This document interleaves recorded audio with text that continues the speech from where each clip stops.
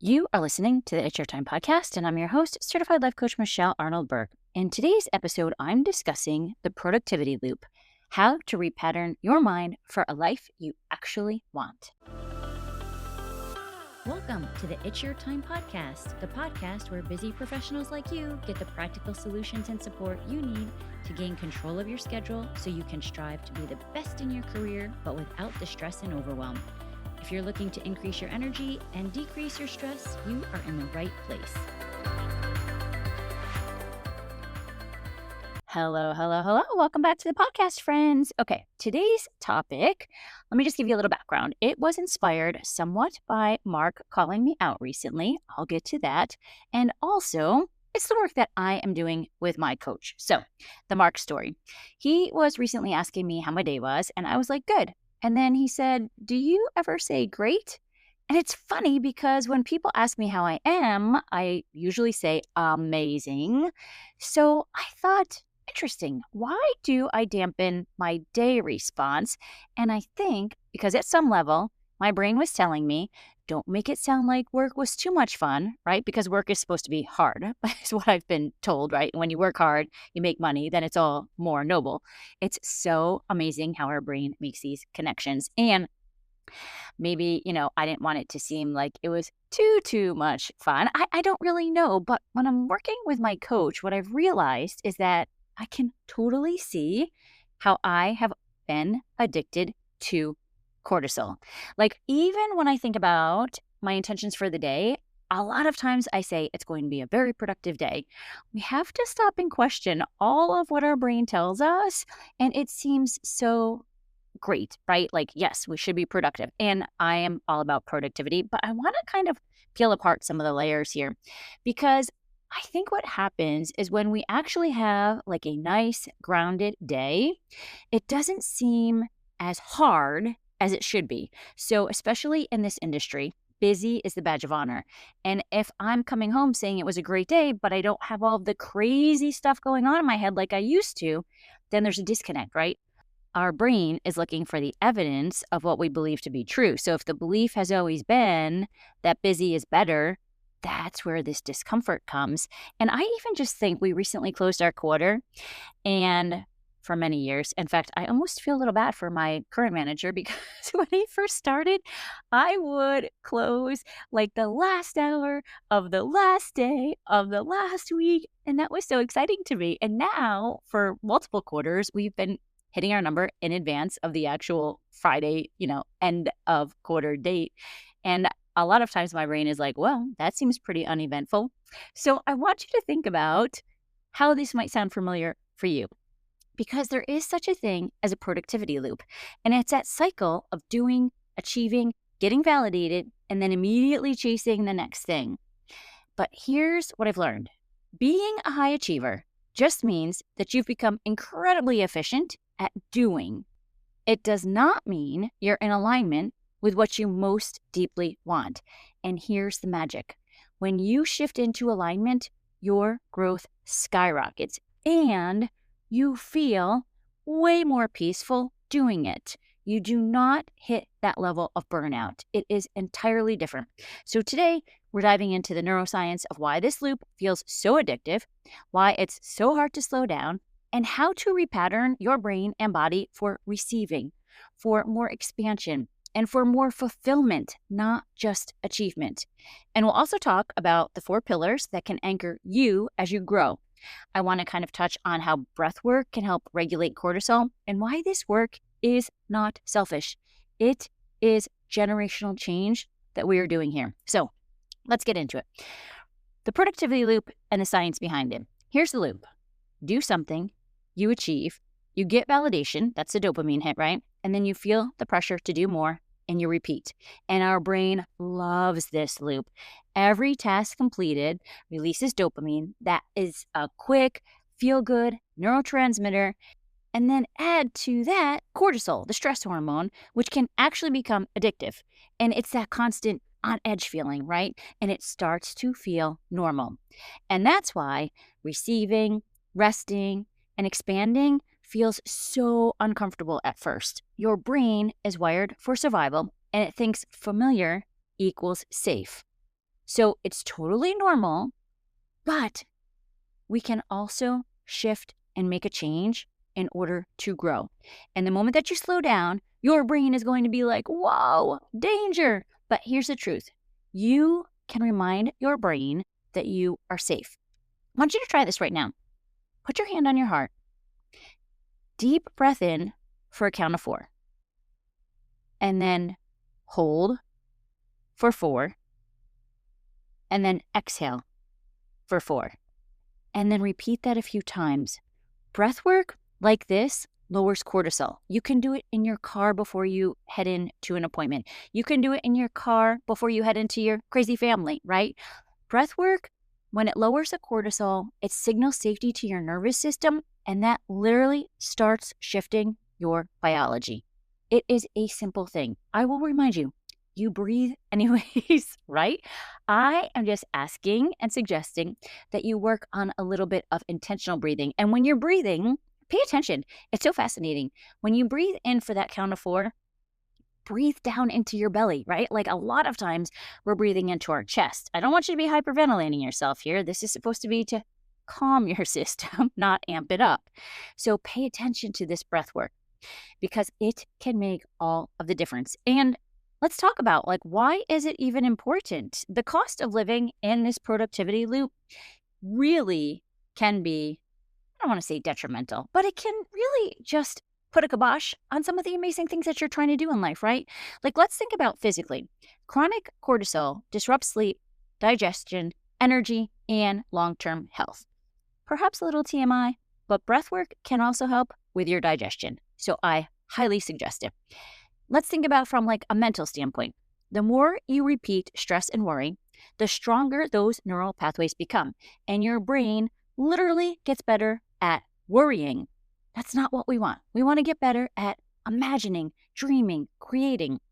And then if we look from an emotional standpoint, think about when you're in that fight or flight state, right? You stop feeling joy, creativity, presence, and life becomes one great big to-do list. Here's the truth. We often think that worry is useful. We think if I stress enough about it, I'll figure it out. But all that energy could be redirected toward what you want. New goals, creativity, intentional growth, all the fun things, right? This is why alignment matters. High achievers can do all day long. I get it. And it can be fun, right? But when your doing is out of alignment, that's when you feel stuck.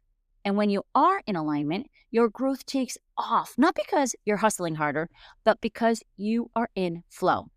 The science behind flow, can be another podcast in its entirety, right? So think about where you feel most lit up, and let's do more of that. And I also want to take a moment here to talk about why this is not selfish, because sometimes people will say, I don't have time to meditate. I don't have time for coaching. I don't have time for whatever it is that would be taking care of yourself.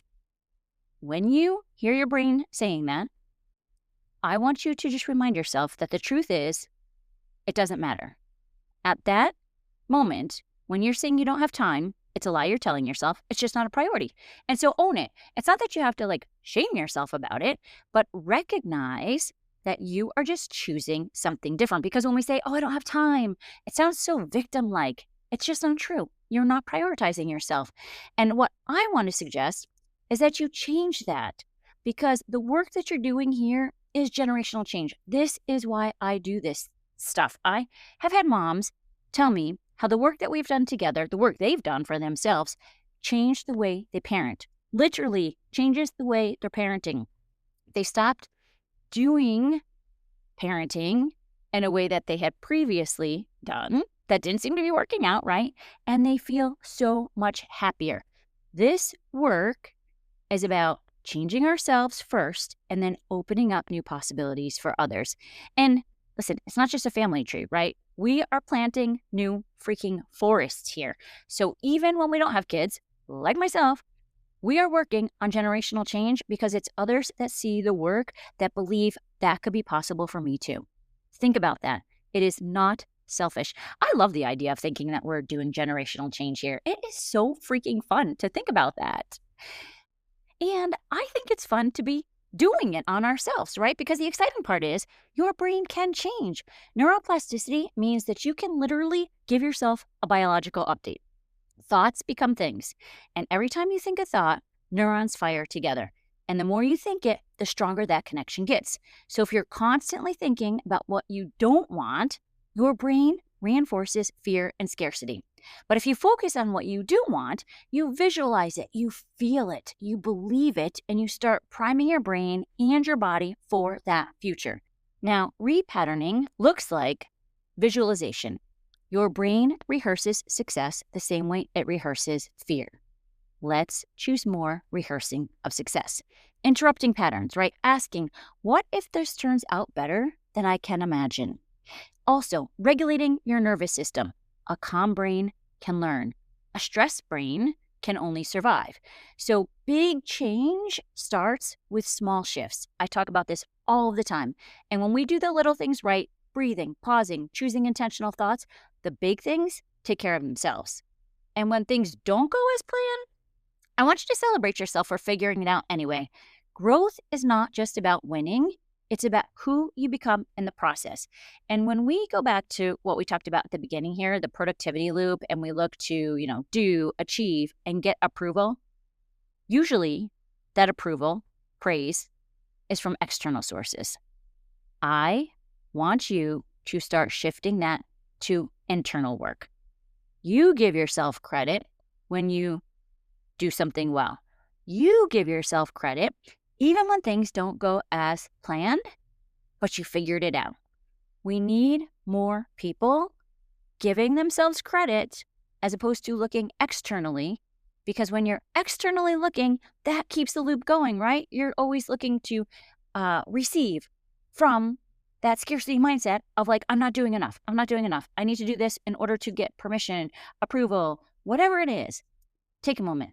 Stop. Give that to yourself. It's so much easier, right? We like to be in control of things. Be in control of that. It's so much easier. I promise you, I've done it for so many years. I am with you. When I talk about this stuff, it is because I have done it. I am telling you, when you can shift that into yourself and do that work for yourself, it also takes the pressure off of everybody else needing to be a certain way. Okay, now I want to kind of shift into 4 pillars that might help you as you work on this, really to like anchor and grow. So when we think about mindset, right, your thoughts create your reality. And I want you to use this prompt. What would I believe about myself if I already had the result I want? Take the time to think about them, because when you're in that productivity loop and you're just going, busy, do you even take the time to think about that? What would I believe about myself if I already had the result that I wanted? Number 2, energy. Energy is your most valuable currency. So think about, what is the one thing today that fuels me instead of drains me? Like, think about what fuels you. Sometimes we go into the workday and we're like, oh, I don't want to have to deal with that person. I'm not the only one, right? What if you can change that question? Ask better questions, get better answers. What is one thing today that fuels me instead of drains me? Number 3, strategy. Aligned action beats busyness every single time. So ask yourself, what one task today truly moves me closer to my goal? Not, where am I putting out all the fires? That's not what's going to move you closer to your goal. What one task today truly moves me closer to my goal? And then number 4, the 4th pillar, self-trust. Trust grows by keeping promises to yourself. Trust also grows when you give yourself credit where credit is due. So what is one small promise to myself that I honor today? One small promise to myself that I honor today. You want to continue building that self-trust. That is when you feel more confident to take on to the next level of growth, right, as you're going through life. So think about those questions. Let me just run through them quickly one more time. Under the mindset pillar, what would I believe about myself if I already had the result I wanted? Number 2, under the energy pillar, what is one thing today that fuels me instead of drains me? Number 3, under the strategy pillar, what one task today truly moves me closer to my goal? And then number 4, under the self-trust pillar, What one small promise to myself will I honor today? And think about this in kind of three levels. Think about building awareness, and then I want you to think about integration and then expansion, because growth happens in cycles. So awareness is when you start to see the pattern. That's the work that we have to be able to see it before we can change it, right? Integration is where you practice the new ways of being. And then expansion is when you embody the new identity, right? So growth is a spiral. I want you to think about this as spirals of growth. Even think about reading a book or listening to a podcast. You hear it once and then you revisit it months or years later, and suddenly it lands completely differently. Not because the book or the podcast has changed, but because you have changed and now you hear it differently. And that's a great thing. It means that you've grown. A fixed mindset, on the other hand, says, this is just who I am. It's how it's always been. That is not the work we do here. The growth mindset is where we find the magic. I can learn, I can evolve, and I can expand endlessly. How we do one thing, remember, is how we do many things. So each small shift reinforces the bigger identity that you're stepping into. Doesn't that sound like so much fun? The work you do today is a vote for your future self. Let's start voting and rooting for her. So, how can you start this today? Pause. One breath before saying yes or reacting. Number 2, check in. Ask, is this aligned with what I want or just what I've always done? Number 3, repattern. So visualize, affirm to yourself that you are safe and make one intentional choice that fuels you. And when you start doing the little things, the breathing, the self-talk, the boundary setting, all of those big things start to fall into place. So think about, where are you stuck in the productivity loop? And I would love, feel free to DM me on Instagram at Michelle Burke Coaching, or even email me. I'd love to hear your story. I'm also on LinkedIn. Whatever works for you. I'm always checking out the socials. And if you're ready to take the next step, make sure, if you have not already, grab the Priority Playbook. It's my free guide to help you reclaim your time and your energy right now. michelleburkecoaching.com/playbook. There is so much goodness in there, and you will get on my email list. I have just started a new weekly Rhythm Reset newsletter, so there is going to be so much exciting information in there. michelleburkecoaching.com/playbook. Remember, this work is not selfish. It is powerful. And when you grow, you plant new possibilities for everyone around you.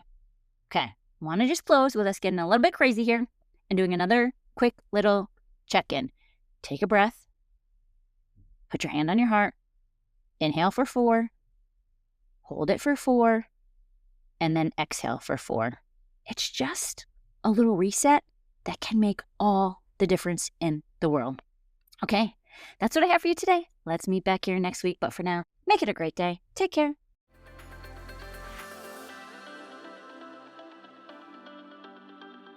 Did you know you can take this work to a deeper level with me one-on-one? Go to michelleburkecoaching.com and click on Get Started to begin.